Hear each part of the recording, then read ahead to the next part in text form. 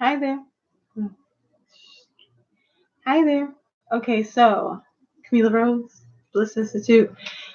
Been doing a lot of videos tonight because I am in front of the camera and feel like doing so. So I'm gonna knock out as many as I can think of while I feel like it. I just did a live discussing my feelings about the Raising Dion and Attack on Titan. 'Cause I have a lot of feelings about Attack on Titan. And then I was realizing I did watch another movie, Midsommar. I rented it, streamed it, watched it at the house. I watched Hereditary, Ari Aster, you know, great movie. Watched it with my sister. We had a good time laughing at things that I'm pretty sure you weren't supposed to be laughing at, but I found that I find those darker subjects can be a bit, I deal with them through humor. So my thoughts about Midsommar going into it. As you know, I do witchy things, pagan practices, and but I am not familiar with Swedish practices so much. At least all of the details and all of the specificities of those practices, ruins and the gods and all of that. So, and I don't know how accurate of portrayal this was supposed to be. So I don't know if that prior information would have meant anything anyway. Um, so there's that. But I'm always down for a good kind of witchy influenced movie. And I'd heard such great things about it. I mean, raving reviews about the film. And I have to agree with them. Everything about this movie was fantastic. There are some things, I have some comments. But the scenery, the imagery, the realistic portrayal of the stress and decline of the person in a graduate program and a doctoral program, lived through that, still trying to make it. Um, the relationship between the characters, not only the main character, but um, the friends, the boy group friends, his the sweetest village, the I mean just everything was just wonderful. The poor girl and her family. I loved the story. It gave me feelings like The Love Witch, which if you haven't seen it, you should totally go check it out. Great. I liked Suspiria, so it reminded me of that a bit and kind of the feel of the film. I believe the girl's name is Danny. I think I just have to talk about it because she got on my nerves. And I find it really interesting. I was listening to some other reviews of the film, and because of what happened in the beginning, which this is obviously not going to be a spoiler free, but because of the loss of her family in the beginning of the film, that triggered a great deal of empathy for most people in regards to her and the ordeal of what she's going through, and many people could see themselves in her shoes. And I did think it was horrific. I did think that it was traumatic. But like all I could think to myself was this girl needs to go get some help. And like obviously she's seeing someone. She has prescription medication that is clearly been prescribed due to psychological issues, her stress, her anxiety, all of that, possible bipolar. Um, so like she's seen someone, but I was like, maybe her weekly, bi-weekly, tri-weekly sessions are not enough. Like that is where my head was as I'm watching this. Like I'm like, this is someone who is clearly traumatized. This is someone who is clearly in need of some intense support that she is obviously not getting in her everyday life. And instead of anyone really highlighting this, and maybe that's to also speak to the selfishness of her boyfriend, they're all just trying to like pat her on the head and be like, oh, okay, let's not upset her, let's not rock the boat, she's in a fragile place. The boyfriend who should have dumped her when he first knew he didn't want to talk to her anymore, but his lack of an ability to be able to make a decision, to be able to commit to something, to be able to take a step forward. He was stuck in this state of inertia and just kind of sitting there waiting to actually get that forward movement enough to move.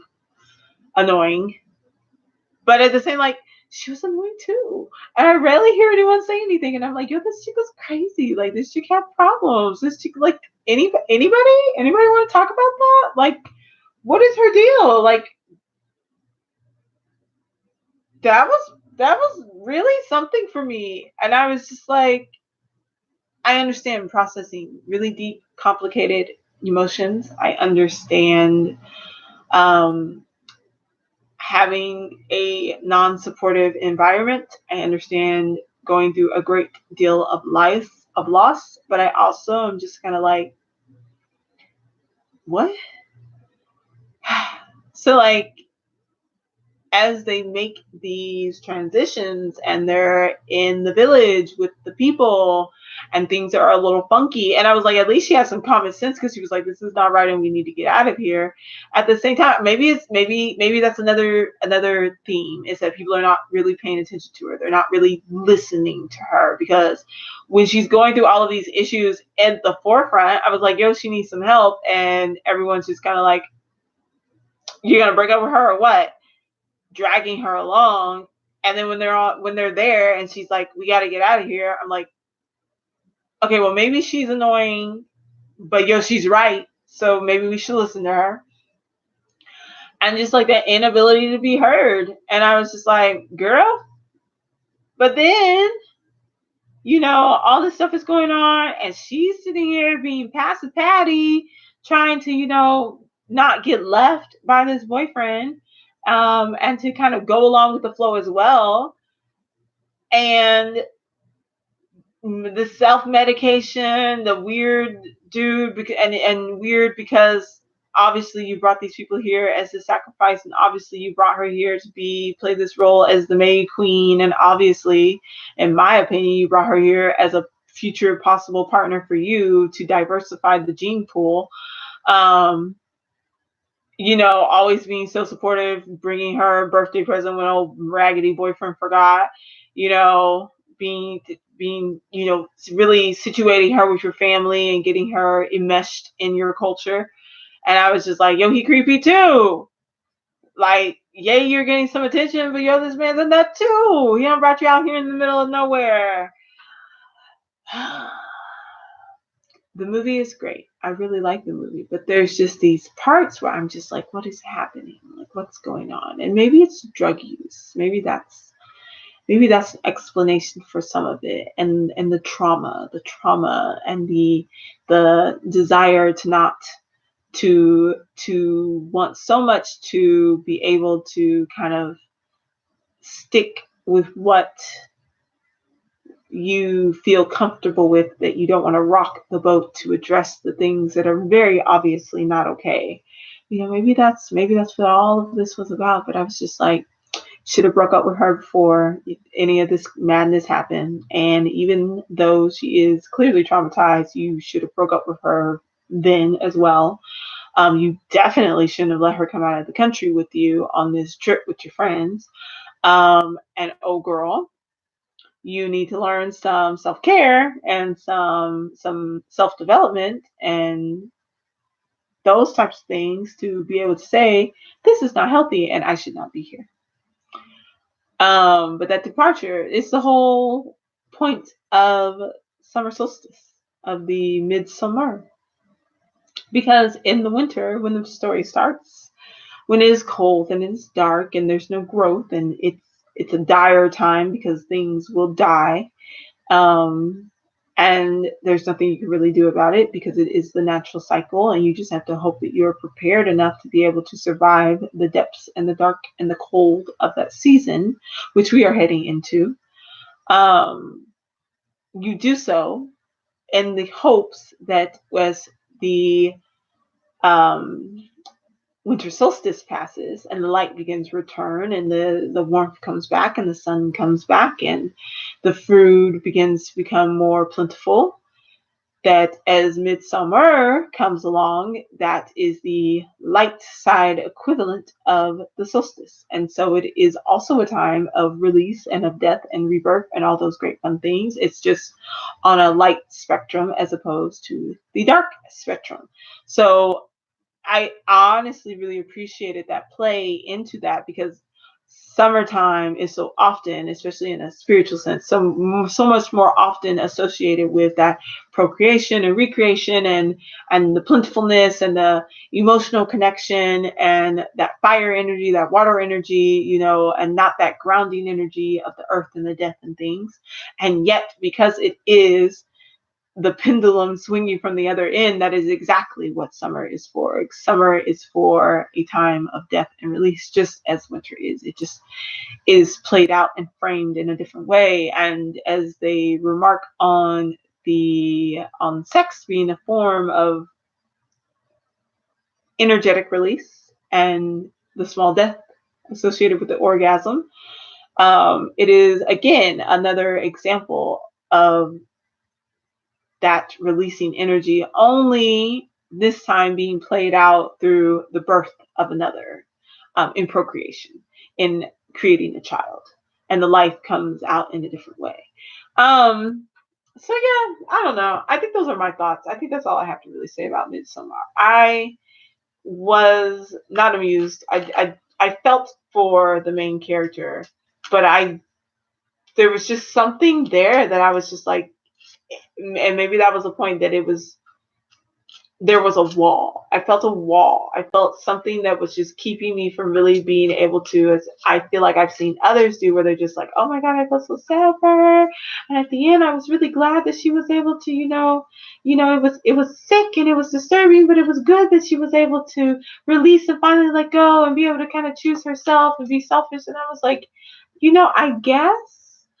But at the same time, I'm also like, ew, like, girl, we had to get to this point. We had to get to like where and maybe there's a bit to say about a parallel between Suspiria, where the main character was at one point, by the end of the film, taken over by one of the main witches,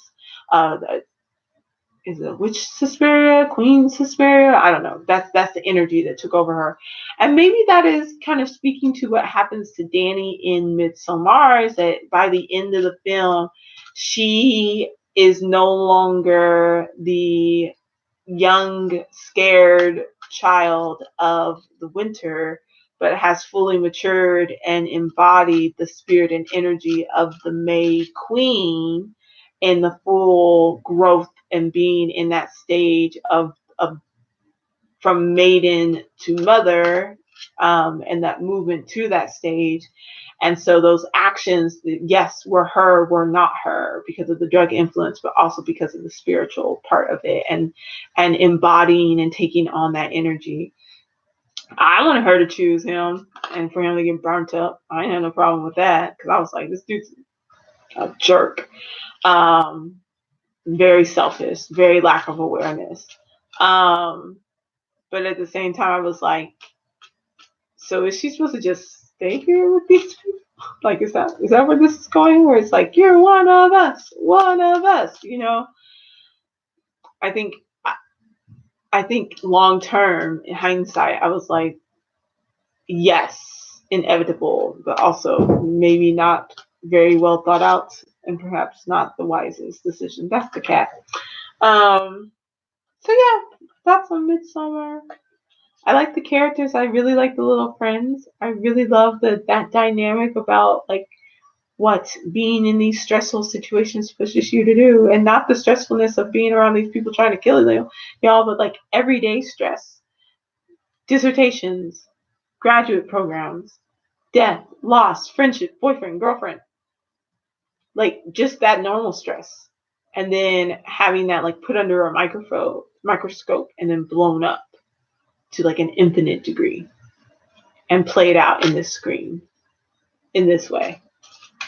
Pretty good movie. So if you haven't seen it, go see it.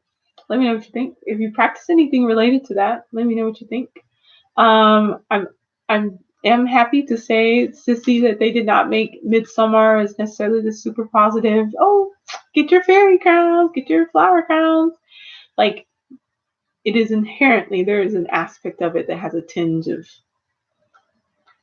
darkness.